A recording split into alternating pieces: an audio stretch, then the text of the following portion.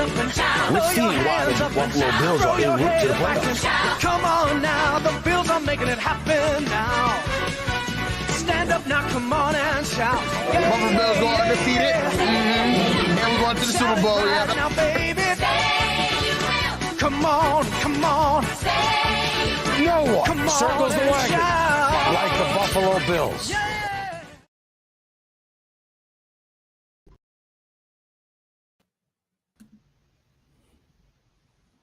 All right, we are live, and we are back. Welcome to another episode of the Overdue Bills podcast. We're definitely excited today. We're in this kind of low period to an extent, right? Right, the nasty, right? June, late June, early July. Ugh. Right, like if you're a golf fan, no disrespect. Baseball is kind of sluggish during these years. It's definitely a grind to September, October. Basketball has just ended, and now really, it's really time. If you're a true fan, right? If you're a true fan, it's time to focus on your teams, whatever that may be. And obviously, we are here. You know the vibes. We're Buffalo Bills fanatics, and it's time to really get to the nitty gritty, right? If you're a real fan. Right, let me just ask this. Let me just throw this off the cuff. This is not the quick question of the day. This is right before. Matter of fact, let's do this. We're going to get into our sponsor right after this, but I do want to ask Rad this real quickly. Rad, at this time, what are you looking at as a fan or a fanatic, so to speak? Right, like what are you eyeing on? Strictly the rookies, because there are a lot of things coming out, and this a lot of the hype train. Right, we get all the hype speech, all of the people that's there every day, all of the beat reporters, so to speak, is feeding us this information. So, like, are you looking at the veterans, during this time, or are you like, have we found a hidden gem? What are you looking at? Yeah, I am looking for some of that coach speak, right? Because people say, it's all these cliches that we throw out during camp time and all that stuff. But I like hearing the positive stuff, right? Because so many teams you hear negative stuff, so many teams you hear contract holdouts, so many teams you hear the quarterback, well, I don't know. You know what I mean? You hear a lot of competitions, you hear a lot of things, but when the culture is right, when our team is right, I just heard Micah Hyde talking about Kyer Elam. He said he reminds him of Trey White when he was a rookie, right? That's high praise, right? Wow. All right, whatever. But I like hearing stuff like that. What other stuff I want to hear? I want to hear things like that. I want to hear about coaches being ahead of the game. I want to hear about the new OC being lockstep with Josh Allen, freeing up Josh Allen to be the best version of himself. I want to hear all those type of things. I want to hear a lot of coach speak, a lot of cliches, a lot of good things, and that's what we're hearing. So I'm good with it.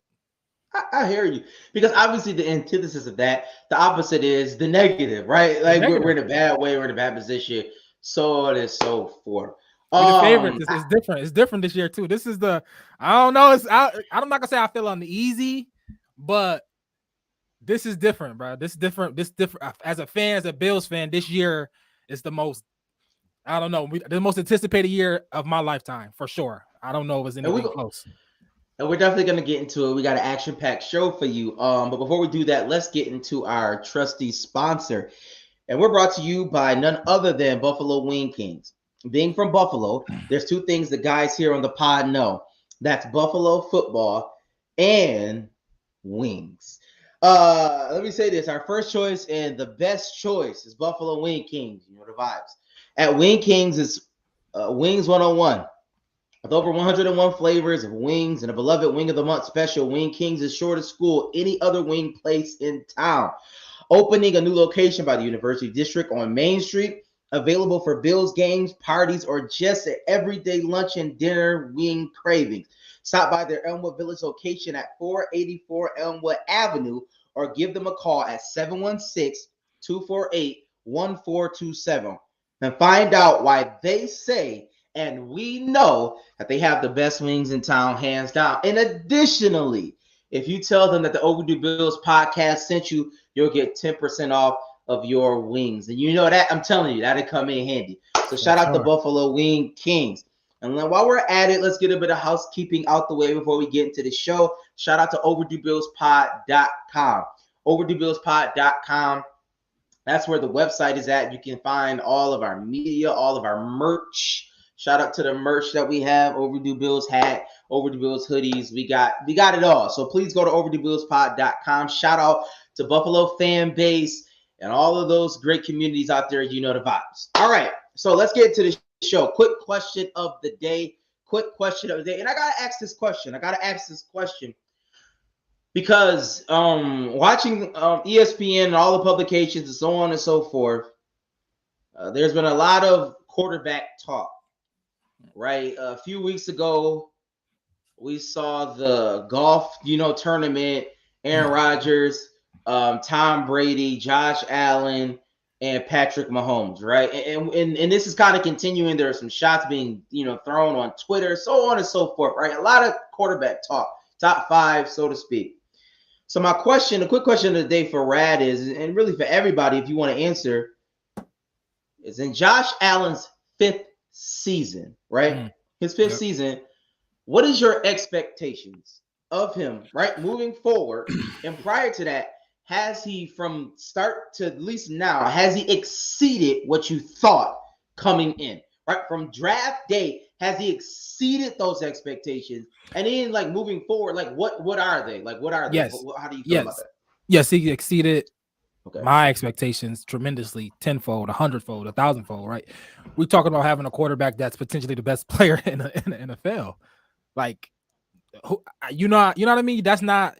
I didn't know that was in the cards. I was hoping that he'd be good. I'm hoping that he can be better than the last guy, be better than AJ May, be better than all the guys we drafted. But now he's in the running for the short list of the 1 or 2 best quarterbacks in the NFL. Obviously, that's great. Facts. I get it's my expectations. It's like I don't want to have too much expectations, right? Because, or maybe I do, right? Or maybe I do, because I think his 5th year, his OC gone, but his quarterback's coach, Ken Dorsey, has moved up with him. So it's the same offense, and he knows him the best. If anybody you want in that room with him is Ken Dorsey. I'm expecting the offense to look very similar than it was the last 2 years. What Josh having more control over it, the reins being off more so, if that makes sense, if it can even be more off. I just expect him to own this offense straight up and straight, like to really take control of the offense. I want him and Diggs to become the best 1-2 punch in football. That's what I want. We paid Diggs top 3 NFL money. We paid Josh Allen top 2 NFL money. I want those guys to. I want the Peyton Manning, Marvin Harrison, right? I want the Tom Brady, Randy Moss. I want Patrick Mahomes, Tyreek Hill. I want that.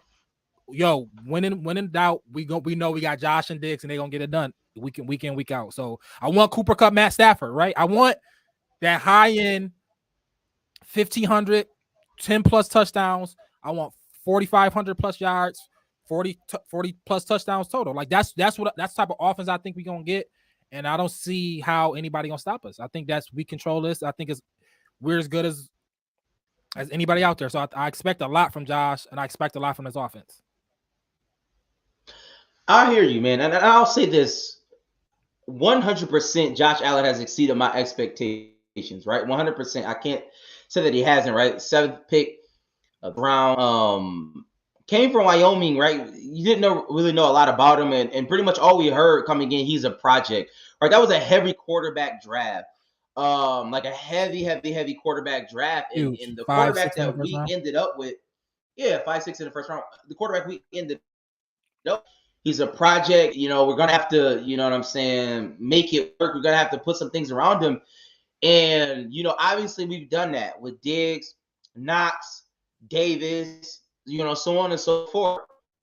And for me, I think with Josh Allen, the next step for me, and I'm going to be honest, granted, it is 1,000% a Super Bowl, right? It's Super Bowl or bust, don't get me wrong. But I also think, I think he should lead the league in yards, you know what I mean, passing. I think all of those accolades, and some people might say those MVP. Things will come, but I think MVP, I want to see that, you know what I'm saying? Great. We understand it's a team effort to win the Super Bowl. It's not just on one person. We get that. But at the same time, I think Josh Allen needs to hit those marks, because I think he has future Hall of Fame written all over him. I think he could be the best back to ever put on a Buffalo Bills uniform.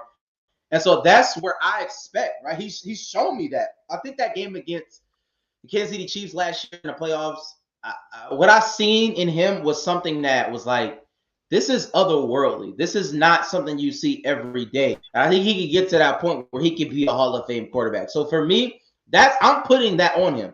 I'm putting that Hall of Fame, like he needs to play like a Hall of Famer through, For sure. just in his prime, a Hall of Famer on, entering his prime, a Hall of Famer entering his prime, a Hall of Famer.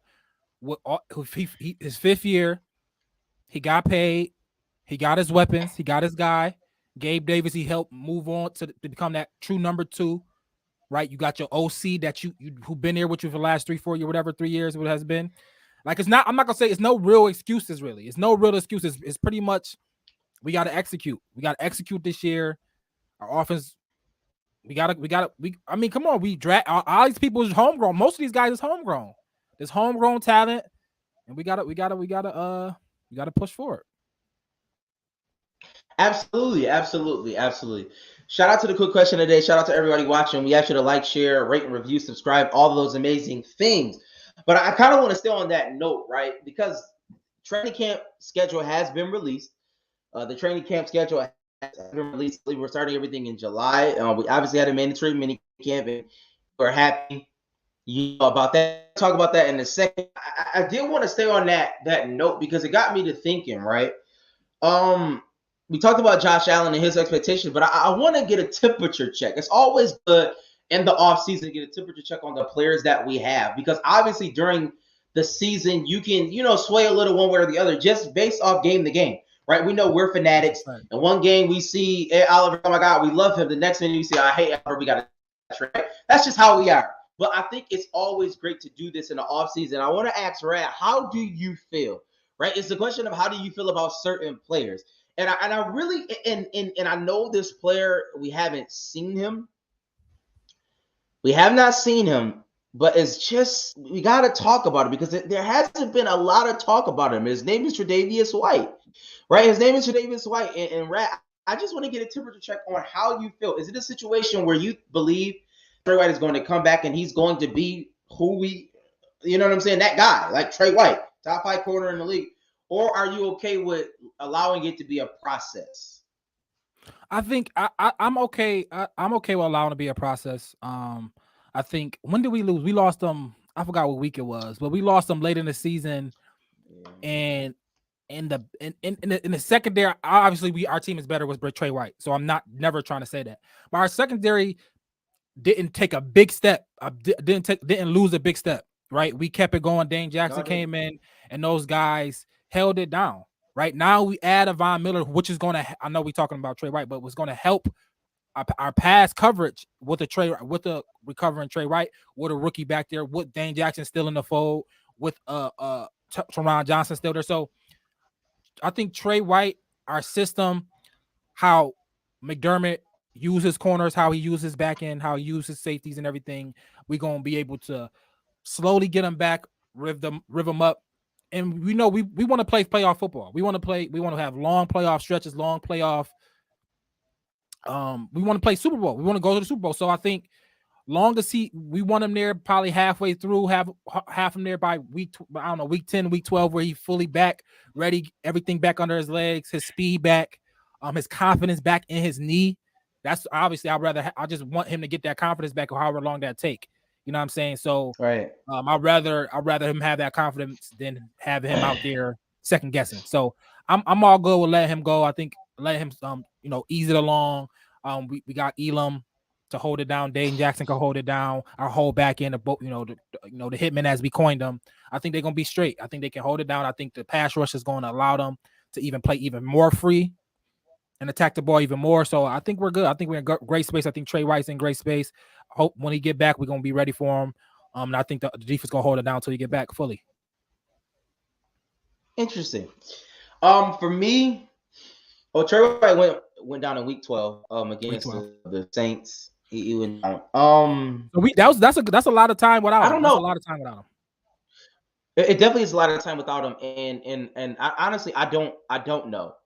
I'm optimistic that Trey White can get back because when we looked at Trey White's play, he was a very physical corner, and speed wasn't necessarily his strong suit, right? Like speed, that wasn't the thing that made Trey White what Trey White was. He had great ball skills. Great he was able to lock down great intangibles. Pause.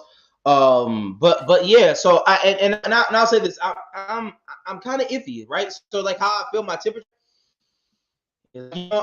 I hope for the best, plan for the worst, right? Obviously, we picked Kyer Elam in the first round, so we obviously know that was a position of need. Even though we lost Levi Wallace, we obviously need to fill that position. So, and what I'm hearing, the last I heard, is that obviously optimistically and he could be back week 1, but also he could end up on a PUP list, during the start of the season. And it's hard to speculate that, but it's just something to think about, right? Because obviously with Trey White, and if Trey White can get what's the public give you? I believe it is 6 games, something like that.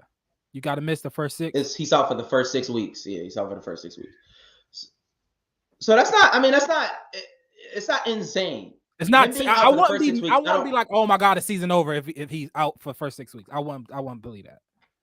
I think we can sustain that loss. Right, and I'll say this for Bills fans that's trying to figure it out and trying to, deduce whether or not he's going to play early is if they put him on a PUP list. And obviously that's not going to be until after the 4 or 3 preseason games that we play. But nonetheless, if they do not put Tre'Davious White on the PUP list, then they have some type of, and put him on the 53-man roster, they have some type of, notion that he's going to play before that 6-game period, right? So that's a fact. That is something for us to look at. It's not here. It is definitely down the road, but it's definitely a temperature check. Next man up. And I guess this question is coming out the mini camp as well. Is Gabe Davis? I think we have to do a temperature check on Gabe Davis because after the playoff game, we anointed and crowned Gabe Davis the greatest wide receiver since Andre Reed, right? Let me just like everybody was going crazy, and in all fantasy leagues, he's being drafted higher, so on and so forth.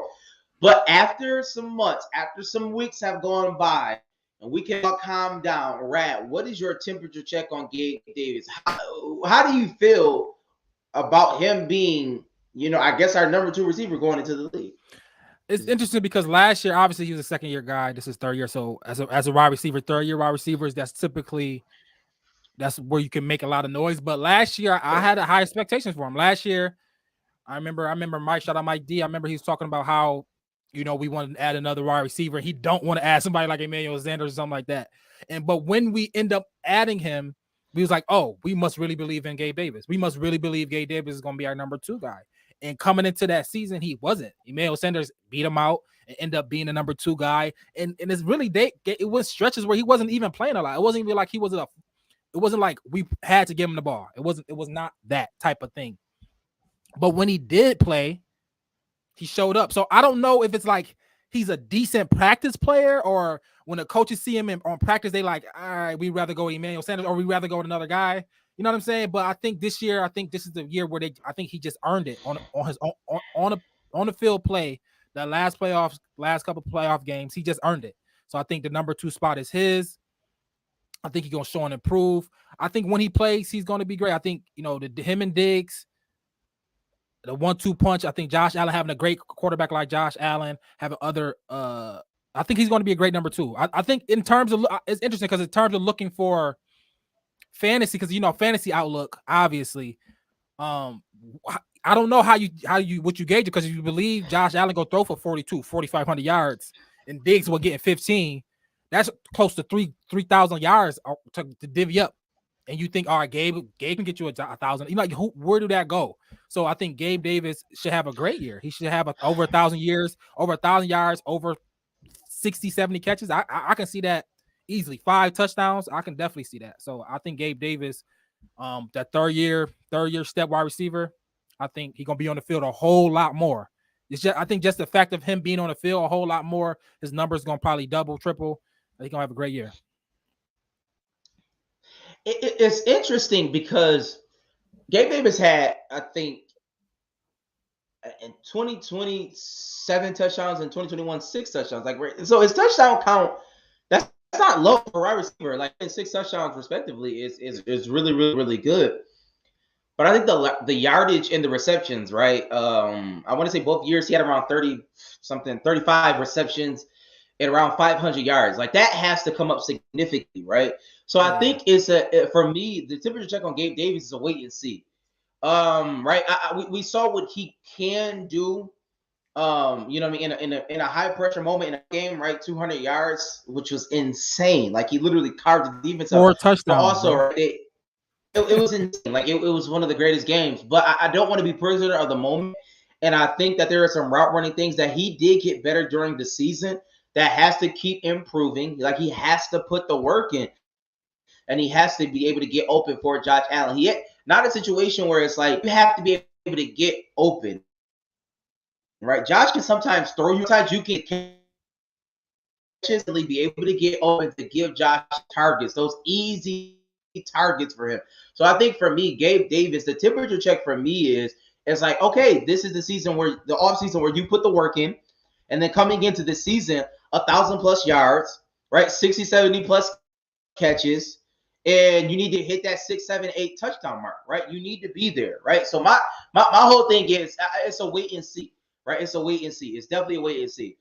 I So think moving forward on how do you? I got 2 other players. Okay, you can go. Okay, just my last. I'm just talking because I guess the ceiling for Gabe Davis, even Jay Crowder, the ceiling. I know this is high praise. I might be tripping, but it's them Colts, them coach years, that Payman and coach years with Marvin Harrison, Reggie Wayne. They had Stokely or whatever in the tight end. Who was they tight end? Forgot they tight end. Clark. Was it Clark or something like that? Like we got the pieces, I believe, that we can be a high-end offense, like that Peyton Manning offense with two high-end wide receivers, a nice tight end, and a nice slot receiver in Jamison Crowder or McKenzie, whoever wins that job. So I think our Gabe Davis can be the Reggie Wayne to Marvin Harrison. I think he got that potential. He think he got that talent. He just got to put it together this year. Absolutely. I'm glad you brought up Clark. Because I think Dawson Knox is the know how you feel. And this kind of ties into mandatory mini camp that we did have. And I guess we could kind of jump into that. All right. Let's jump into that because I think that I do want to talk about from that. And I guess we can start with the because Ken Dorsey, and that's gonna be a whole nother conversation. I know I just want to let everybody else know that will be a conversation within itself. But Ken Dorsey said that in dealing with O.J. Howard, going to make offensive play calling more flexible. Right? That's what he said. Yeah. Whatever that necessarily means, he said they're going to make the offensive play calling more flexible. So my question is, and how do you feel? We're going to talk. This is coming out of the mini camp, y'all. Dawson Knox was an essential part of our offense. When Dawson Knox went down, our offense kind of went down too. Let's just call it spade a spade. So adding an additional O.J. Howard, right? I kind of just want to kind of deal with Dawson Knox, and we can throw in O.J. Howard a little bit later. Okay. But how do you feel about him? Is this a situation where Dawson Knox can take a top 5? We talked about where is that if Josh Allen's going to throw 4,200 yards, right? We talked about that. Is it Dawson Knox that's going to get 7, 8? I need that player we could constantly rely on like we did in the first couple games of the season. I think so. Obviously you want Dawson Knox to take that next step, and a lot of it is just securing the ball, catching the ball. Dawson Knox catches the ball. Like he could have an even better year if he those drops. So I think Dawson Knox was his 3rd year too. I believe this Dawson Knox 3rd year himself around there. So I think Dawson Knox. I think last year he was one of the people that was consistently getting open. Right, he was beating linebackers. He was beating, the safety, the smaller safety they had him. Like he was one of the people that was just open often. And Josh Allen definitely saw him. He was a big body, especially in the end zone. So I think it's gonna be a lot of that. I think we're gonna use him. The flexibility of the O.J. Howard thing is if they both on the field, you can flip formations. They can run the same. They can be identical. It's not like one is the pass catcher, one is the blocker. It's not that. It's like they both can catch the ball. They both big body guys. They both athletes. O.J. Howard is like a 4'6" guy, you know what I mean, as a tight end. So coming out of college, he was. So I think having O.J. Howard, another big body on the offensive side, especially in the red zone, right? What a Gabe Davis, OJ Howard, Knox in the red zone. You know what I mean? What a Josh Allen. Like I think that's just having those big bodies. I think that's for sure is going to take the next step. And Knox, as long as he keep holding on to the ball, as long as he secure the passes, be more consistent and become more consistent at catching the ball, I think I think Dawson Knox is definitely gonna have a good year. If he now, I think the tight end. Let me not just put it on Dawson. I think the tight end position for the Bills is gonna have a good year. I hear you, and I'm putting it on Dawson Knox. I mean, granted, let me say this: OJ Howard's been in the league for a while now. Five I'm years, I think. I'm just one point expecting a lot out of OJ Howard. He's consistently hurt, whatever. He is talented, so on and so forth. But Dawson Knox, what he showed us last year was nothing short of I want to say amazing, but really, really good, right? Like he was like a great target for Josh Allen. And really to go back to Mike, I do agree with you, right? Gabe Davis is going to see some different coverages. Like the tape is out, defenses know that he is good, right? We definitely understand that. But I think that with the emergence of Dawson Knox in the beginning of the season and him being hurt and him coming back fresh this year, I think that's going to help Gabe Davis, right? That's a legitimate target in Stephon Diggs, who we know is a great player. That's a legitimate target in a Dawson Knox, right? Ken Dorsey said he's going to use OJ Howard. Maybe we see some 2 tight end sets. We don't know. And then when you add in, right, Isaiah McKenzie, we saw him. Even if it was a flash in the pan in one game, the speed can kill people. And I think that Gabe Davis is going to be able to be a field stretcher, right? He's going to be able to do those things because of Dawson things so involved. But for me, it's on Dawson Knox, right? I think he needs to come back strong. I need to see 800, 900 yards, right? I want to see 10. That's a lot. So we can get Josh Allen to that 40. No, it is. But I think that Josh Allen can get to 50 touchdowns this year. I think he can. I think we're gonna.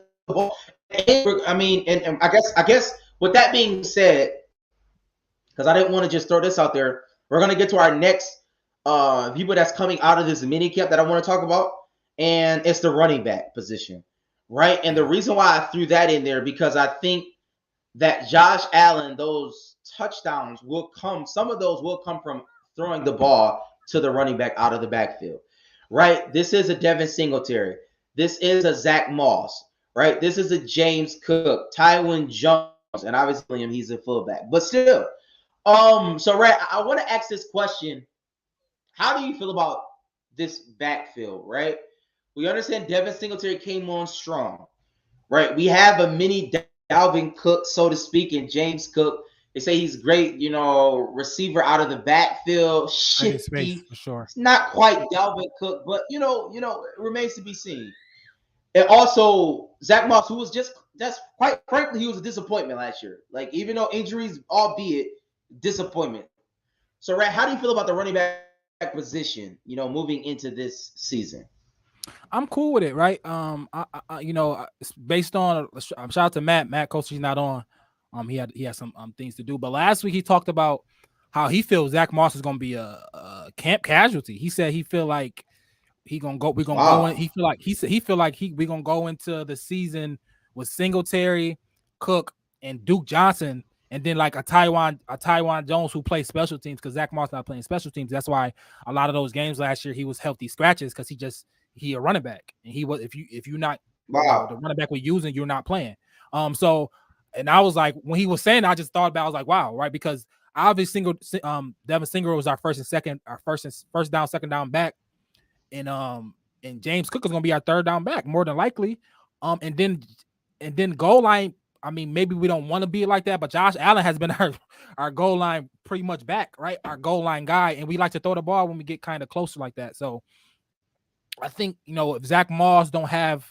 I think we keep him just because I don't see that going as far as that, but I think our backfield is cool, is good enough. I like James Cook. If he can be like maybe I don't know, maybe if he could be like a Darren Sproles type, right? A guy who can get the ball, make people miss, quick, shifty in space, can break one, a guy who can break one from 5 yard pass who can break one, right? That type of guy. and if we get that type of production where all the guys is going out, right? The Davis is going out, and the James Cook is lined up against linebackers. He's gonna win the early. Remember early Austin Eckler days, right? Those type of guy, that type of guy that can beat those linebackers consistently. I think James Cook can potentially have a really good year, a really good impact, a really big impact his freshman year, his rookie year. So I like the backfield. I like the backfield. I think Singletary came on when we went straight up Singletary, because early on it was like we didn't know, but when we it seemed like we gave Singletary the job, he excelled. He became more confident. He knew he wasn't looking over his shoulder to see if Zach Moss was coming in. He was just confident in his role, and I think that same role gonna be there now. But third down is gonna be James Cook time, and I think he's gonna be great. So I think our backfield is fine.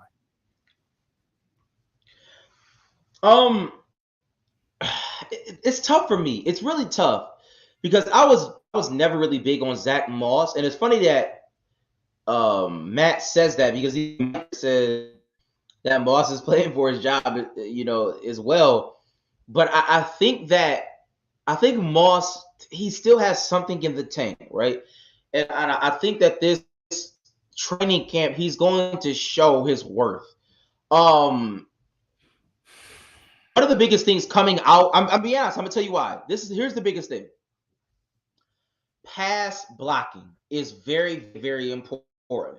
Huge. We have $100+, $200+ million man in our quarterback.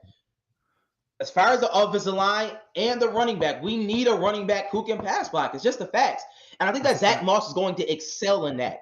I think that he can do that, right? And the reality is running that hard with the offense that we have. Now, it's going to be a lot on Ken Dorsey because a lot what was said last year was that Brian Daboll was very vanilla in his running scheme. He didn't have like a great running scheme. And even when you see the Giants, talking about he don't want Saquon Barkley. That's a whole nother, conversation. But we'll see what Ken Dorsey will do as far as the running scheme is concerned. But I think that Zach Moss can do great in pass blocking. He has a bigger frame than Devin Singletary. And I don't think that James Cook he's not necessarily known as a pass blocker. So I think he's able. And watch this. When it gets if he makes the roster, when it gets. My question is, you think he's going to make the team because he's a good pass blocker? That's it. Stranger things have happened. Absolutely. I don't know. Listen. Right. People can say whatever they want to say. People can say, first of all, third down backs make the roster because of third down. Literally. That's a fact. So, yeah, but you ain't about to make. Oh, he gonna bring you in just to pass block every time? Heck no, you got to be able to play special teams or something. I understand that, but you say that, but sometimes specialists can make a team for those reasons, right? We saw that last year. That was an issue. He's blanking me. What was the fast back we had? Fumbling. Matt Breida. Yeah, Matt Breida. He lost time, one, because of the fumbling problem, but he also lost time because he could not pass block. If you paid attention, honestly, on third downs, he was a terrible pass blocker. So I'm just saying, like there are a lot of factors with running the ball, right? And you're right, Mike. Like offensive line is a huge factor running the ball. That's a huge factor. But also a running back who can pass block is very important when you talk about the Tom Brady's of the world. James White was a great pass blocker. That's why he was great catching the ball out of the backfield, but he could pass block, right? Now you're right. Ezekiel Elliott is a great pass blocker. That's why he can stay on the field 1, 2, 3, or at least when he was really good, 3 downs in a row. You didn't have to team him off because he can run and he can pass block. I think that, and when you have a great quarterback, that's what you look at. So as far as the running back, how do I feel? Devin Singletary came on strong, right? He came on strong at the end of the season. I think Zach Moss is going to try to carve him out a niche. And I think whatever James Cook gives us is gravy.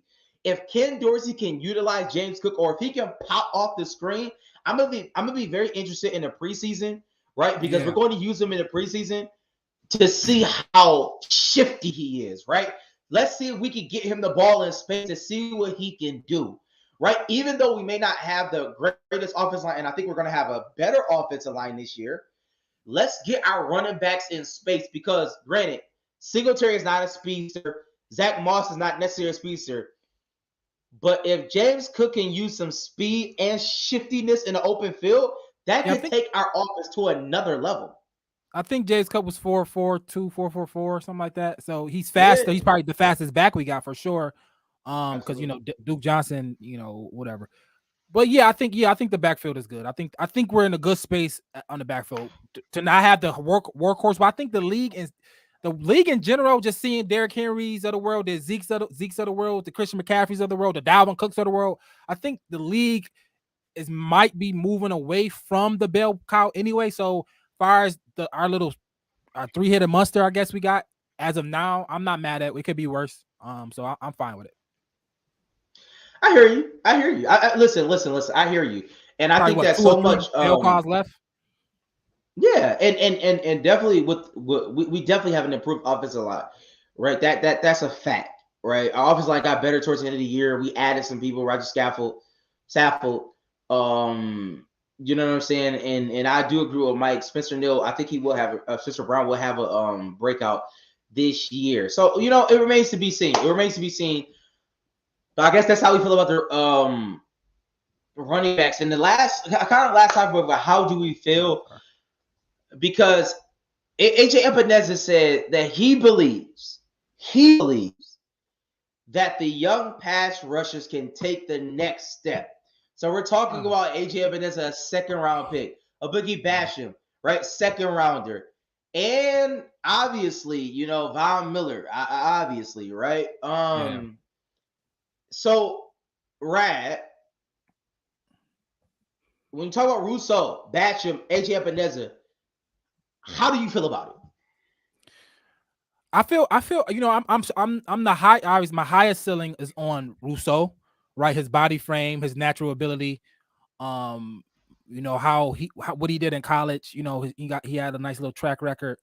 I'm most excited about him.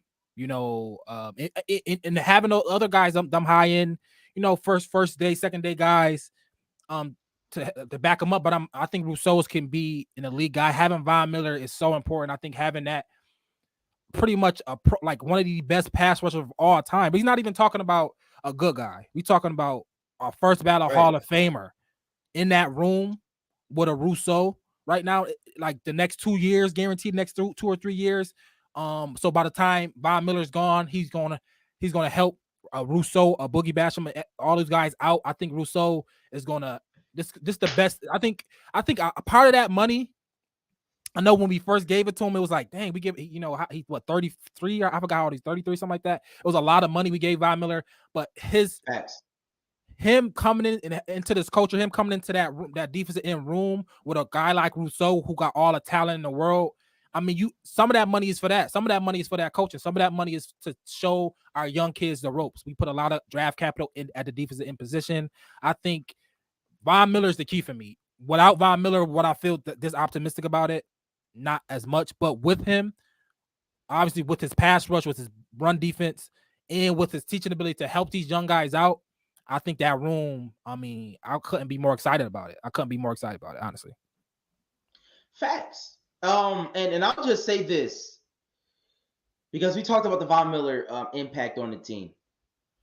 But the Boogie Basham, AJ Epineza, and Gregory Rousseau, we spent high draft capital on these players. Last year, they all together. I know, but last year they all accounted for all but 8 sacks. Yep. And I think that Sean McDermott, even in the minicamp, Sean McDermott said that they're going to have a more consistent role, these three, because we obviously didn't see Boogie Basham last year. AJ Epineza, we didn't see him. He had that flash against the Miami Dolphins game. Besides that, he was no show. And Gregory Rousseau, he played, but he was decent in the beginning. I guess he did rookie wall for 12 games. I never knew rookie walls can stay that long. But anyways,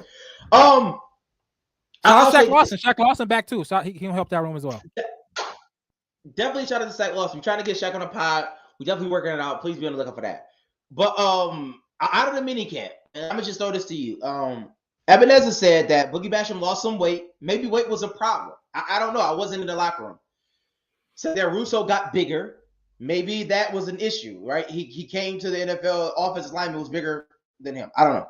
Yeah, as a rookie. And Ebenezer apparently told us, this is what he said, y'all. I'm just telling y'all what he said. He said, I myself, and I quote, I've gotten bigger, faster, and stronger. So listen. What do you want to say? Listen. According to AJ Epineza, we got the best defense line in the league. I don't know, but no. In all seriousness, I think that like somebody has to take the lead, right? And when I mean lead, I'm talking 8 sacks to an individual, not collectively. 8 sacks to an individual, right? And there are no excuses anymore because last year a lot of people talk about, oh, you know what I mean? Ed Oliver, this, we don't have really 2 hogs to kind of take on some block in order to get them free. We got multiple people, absolutely right. Tim Settle, Jordan Phillips, Ed Oliver, right? We got those hogs in the middle. There is no excuse for AJ Epineza, Boogie Basham, and Gregory Rousseau, right? Star, we listen. There's no excuse anymore. We got the people in free agency. It's either put up or shut up. I want to see 8 sacks, nothing less. That's how I feel. That's my feeling, right? Straight up and down. I don't want to hear anymore. Oh, we need this. You got you have a guy in Von Miller who can tell you what to do, who can show you what to do. And you have Tim Settle, Jordan Phillips, Ed Oliver, who I think Ed Oliver, and I was very critical of Ed Oliver, but I think Ed Oliver is going to have a Pro Bowl season. I think he's going to be a top 10, top 5 defensive tackle. I think he's going to take that leap. He has that pedigree, right? So with that being said, Epineza, Boogie Basham, like y'all need to have breakout games, multiple. And Gregory Rousseau, I'm challenging you, 8 to 10 sacks this year. How do you feel about that, Rad? Is that too much? You know what I mean? I think Von Miller opens up that. I think he opens up that room. I think Greg Rousseau shows spurts, right? Add another guy in a rotation like a Shaq Lawson, like that type of competition in practice, and to bring it out on the field, it's gonna show improve. Having our back end be one of the best back ends. We was the number 1 defense in the league last year. I know, don't for some reason don't feel like it. Maybe because I don't know, we didn't look dominant. I sometimes don't feel like it because it was 13 seconds. That's why I don't know. Yeah, maybe that's what it is. The 13 seconds made it. And the last time we saw the defense, they gave up all these points. So we was the number 1 defense in football last year, number 1 in points per game, and we added Von Miller, right, in a first round pick in Karen Elam. So I think this year, how I feel about this year. This whole thing is Coach McDermott here. My narrative is this is all McDermott. Is McDermott the coach of is he's the transcendent coach? If we got the quarterback, we got the defense, we got all these things, we got the receiver. Is McDermott going to do the right things, going to push the right buttons, going to make the right play calls, going to empower his guys to do the right things and push our team to the next Super Bowl, right? And I think this is a McDermott year for me. So I think the defense, the D line is going to be great. Shout out to Bills fan 1970. He said, "I love good back ends." Pause. All right. Listen. We appreciate. Well, do you want to answer some of these questions? Oh well, Mike had a few. We kind of answered them all on the way along. He had questions. I tried to include them, Mike. I tried to include them. And listen, if you got questions, please put them in the comments. We'll try to answer them as we go. And even at the end of the show, if we don't get to necessarily all of them, but I think we kind of hit all of them. Shout out to Mike for being very active. Shout out to everybody. You know what I mean? We appreciate all the comments, all of the questions, man. We're a question-friendly show. We really are. And with that being said, shout out to OverdueBillsPod.com. OverdueBillsPod.com. Please go there, man. We got a lot of merch, got a lot of things for you. Want to stockpile on the merch because this season is going to be a great one. Man. And for sure, shout out to the sponsor, Wing Kings. Shout out to Buffalo Fan Base. Shout out to Green Vision Wellness. Definitely shout out to them. Please go look up Green Vision Wellness. You know the vibe. Rad, you got anything else before we get off the show?